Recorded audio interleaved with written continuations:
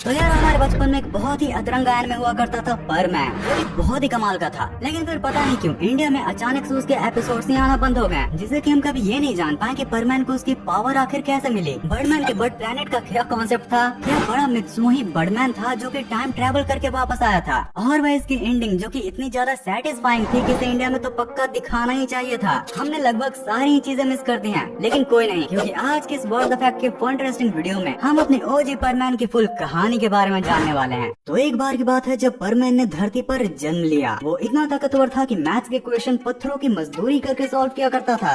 अच्छा सॉरी ये मैं डायरेक्ट एपिसोड 405 में कैसे पहुंच गया? चलिए शुरू से शुरू करते हैं। तो चलो एक ऐसे यूनिवर्स में चलते हैं जहाँ गैजेट्स हैं, निंजास हैं, एलियंस, मॉन्स्टर्स सभी हैं। उसी यूनिवर्स में एक प्लेनेट भी होता है, बर्ड प्लेनेट, जहाँ पर कई बर्डमैन्स रहा करते थे। उनकी टेक्नोलॉजी हमसे काफी ज्यादा एडवांस होती है और वो हमेशा अपनी आइडेंटिटी को छुपा कर रखते थे। सीन शिफ्ट होता है और हमें मित्सु नाम का एक लड़का दिखाया जाता है जो कि अपने चुगलखोर बहन से परेशान होकर कहीं जा रहा था। अब रास्ते में जाते जाते उसे एक अजीब जोकर कॉस्ट्यूम पहने कोई खर्राटे मारता दिखता है। अचानक से उसकी नींद टूटी। ओह टाइम हो गया और वो झट से मित्सु को केप, हेलमेट और बैज देकर आसमान में फेंक देता है। जिसके बाद फिर परमैन का इंट्रो आ जाता है जिसमें बर्डमैन और 3 परमैन को सिलेक्ट करता है। और यारो इसी मिनी मूवी में ये चारों मिलकर एक इविल साइंटिस्ट से फाइट करते हैं। उसके चुराए पांडा का पोपट बनाकर बर्डमैन को इम्प्रेस करते हैं। वैसे इसी 2003 की परमैन की मूवी में हमें एक सीन के लिए डोरेमोन का ये छोटा सा रेफरेंस भी देखने के लिए मिला था। ये तब का होता है जब मिस उमरे जो कि पाको होती है वो अपना सूट कंप्लीट कर अपने मैनेजर के साथ कहीं जा रही होती है।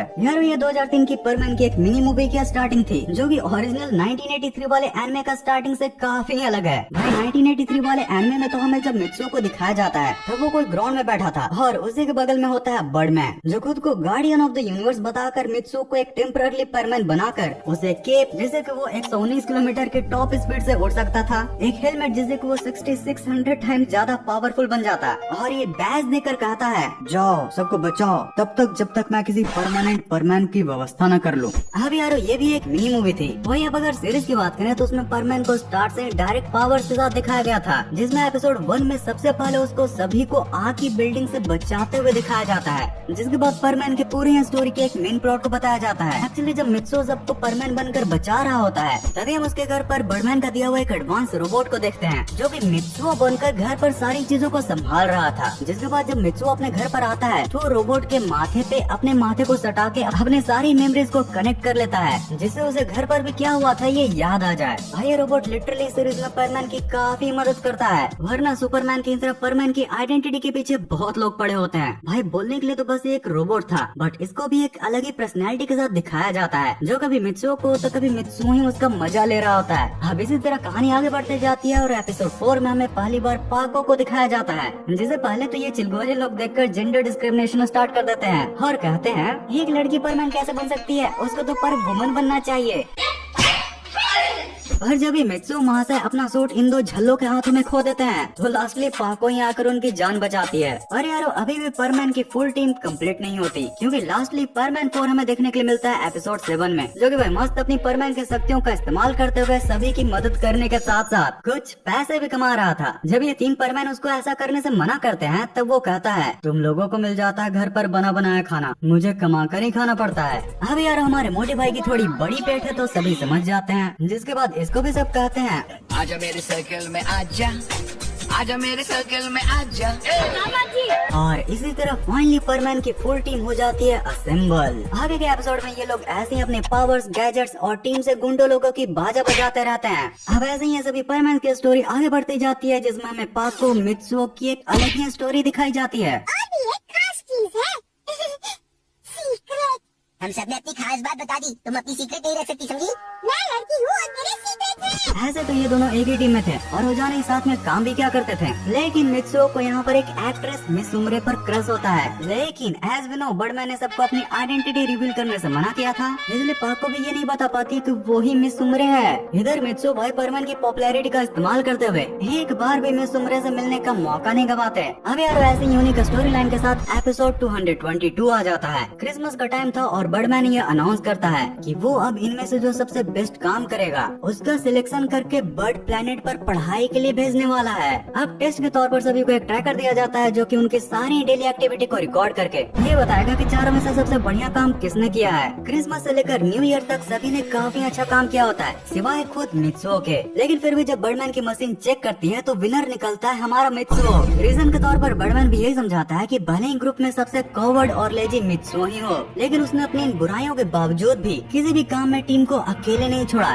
शायद इसलिए मशीन ने उसे ही सिलेक्ट कर लिया। जिसके बाद फाइनली मित्सुओ अपने फैमिली और फ्रेंड से मेल मिलाप करने के बाद बर्ड प्लेनेट के लिए रवाना हो जाता है। लेकिन यार फिर यहाँ पर होता है ट्विस्ट। वो खूबसूरत बर्ड प्लेनेट जिस पर क्यूटारो और सिसिमारू जैसे भी बर्डमैन रहा करते थे उस पर मित्सुओ जाने से मना कर देता है। जिसके बाद पहले तो बर्डमैन भी कंफ्यूज हो जाता है, लेकिन फाइनली उसके सिचुएशन को भी समझकर पढ़ने के लिए कॉपी रोबोट को उसके जगह पर भेज देता है और कहता है अगले साल तुम अपना हेड टच करके उससे सारी चीजें सीख लेना। जिसके बाद मित्सुओ हाँ बोलकर और वापस बहाना देकर आ जाता है। अब इसी एपिसोड को देखकर कई लोगों को लगता है कि परमैन का यही लास्ट एपिसोड था, लेकिन रुको जरा सब्र करो। अब एपिसोड 222 के बाद फिर से स्टोरी बैक ऑन ट्रैक होती है। कभी ये परमैन पास्ट में जाते हैं तो कभी न्यू गैजेट्स का लफड़ा, कभी गुंडे लोगों की गुद्दी सुलझाना, तो कभी इवन बर्डमैन की भी आइडेंटिटी रिवील करने की नाकाम कोशिश करना। और फिर परमैन के एनिमे के लास्ट 526 एपिसोड के जस्ट कुछ पहले एपिसोड 513 में जब हमारा मित्सुओ बर्डमैन को यूएफओ में इसलिए उड़ने की वजह से खरी खोटी सुनाता है तब बर्डमैन भी बोलता है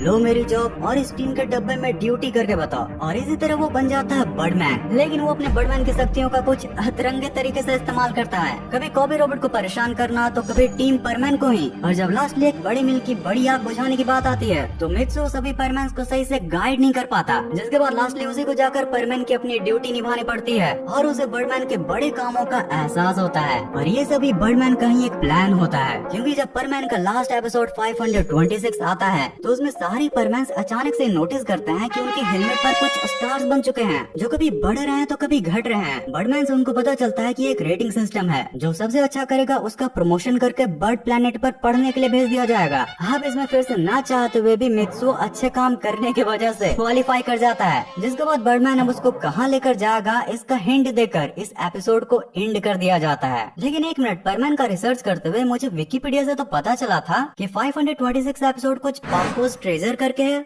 और यार इंटरनेट की गलियों में घूमते हुए मुझे पता चला कि जी हाँ, परमैन के 1983 वाले एनिमे के फाइनल एपिसोड में परमान तुम कितने शर्मीले हो, कितने क्यूट हो। एक मिरर भी कोई खास चीज हो सकती है भला? पाको मिरर के बहाने मित्सुओ को ये बताती है कि उसका असली ट्रेजर वो और उसके फ्रेंड्स ही हैं। हाँ तो तुम क्या कम पकाती हो? ठीक है तुम भी पका हुई हो। तुम पकाती हो, तुम पकाती हो, तुम पकाती हो, तुम पकाती हो। चुप करो।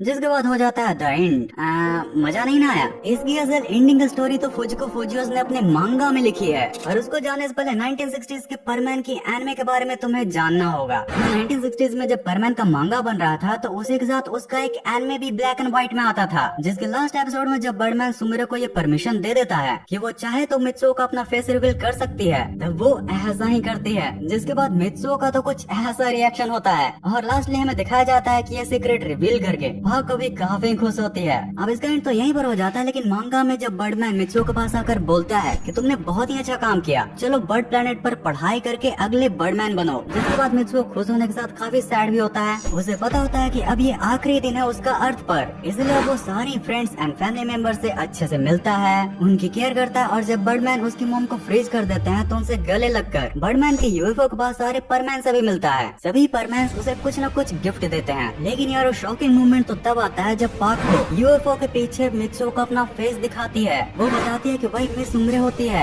जिसे जानकर मित्सुओ काफी ज्यादा शॉक हो जाता है। जाते जाते वो प्रॉमिस करता है कि तुम मेरा धरती पर ही वेट करना, मैं बर्ड प्लेनेट से एक अच्छा बर्डमैन बनकर धरती पर जरूर लौटूंगा। जिसके बाद वो दोनों ही वहाँ से चले जाते हैं। और मिस सुमरे को भी कई बार डोरेमोन के एपिसोड्स में दिखाया गया है कि वो बड़ी होने के बाद भी पॉजिटिवली मित्सुओ का वेट कर रही थी। हाँ यार ये सब एंडिंग से तुम्हें ये तो समझ में आ ही गया होगा कि चाहे आज हो या फिर कल, इन दोनों के मिलने की कहानी तो पूरी होनी ही है। तो एक स्माइल कर दो, खुश हो जाओ और अपनी खुशी को बढ़ाने के लिए ये मीम्स देखो। भाई मैं तो बोलता हूँ हमें इस बच्चे की तरह डांस करना चाहिए।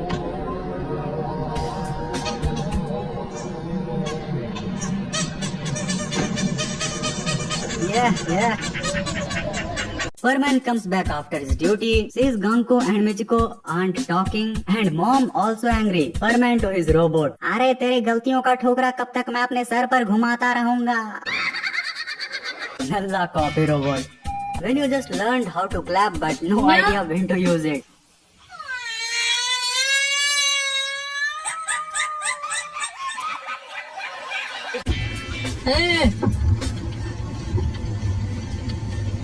टेक्नोलॉजिया। और यार अगर तुम्हें वीडियो पसंद आई हो तो वीडियो को लाइक कर देना, कमेंट करना कि ऐसे लॉस्ट एनिमे के कुछ और कहानियां बनानी चाहिए, और ऐसे ही मीम्स और फन के लिए तुम्हारे लिए ये 2 वीडियोस, इन्हें भी तुम चेकआउट कर सकते हो। ये काफी ज्यादा इंटरेस्टिंग वीडियोस हैं। इस पूरी वीडियो को यहाँ तक लास्ट तक देखने के लिए दिल से thanks for watching this entire video.